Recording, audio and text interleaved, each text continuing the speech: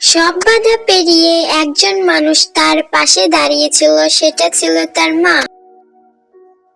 মা, আমি যে তোমাকে লুকিয়ে পড়াশোনা করাচ্ছি এই কথা বাবাকে কিন্তু বলবে না। ঠিক আছে মা, বলবো না। মন দিয়ে পড়াশোনা করো, সফল একদিন তুমি ঠিকই হবে। হ্যাঁ আমি পারবো, আমাকে পারতেই হবে। দিন যায়, বছর যায়, সেই মেয়েটি একদিন পড়াশোনা করে নিজের পায়ে দাঁড়ায়। পড়াশোনার জোরে মেয়েটি ডাক্তার হয়।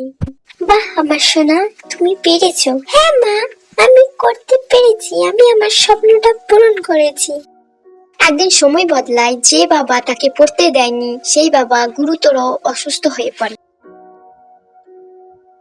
মেয়েটির বাবা ছেলেদেরকে পড়াশোনা করিয়ে বড় করে তুললেন, সেই ছেলেরাই বাবার অসুস্থের কথা শুনে পাশে দাঁড়ালেন না। বাবা, ওরা তোমার পাশে দাঁড়ায়নি, ঠিক কি হয়েছে? আমি তোমায় সুস্থ করে তুলব। সত্যি মা, তুই করবি? মারে, আমি যে তোকে কত অবহেলা করেছি, মাফ করে দে মা। না বাবা, আমি তো তোমার মেয়ে।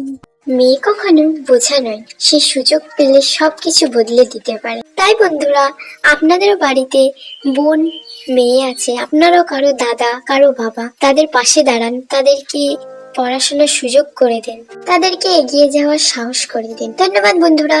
ভিডিওটা যদি ভালো লাগে একটা লাইক কমেন্ট শেয়ার করবেন।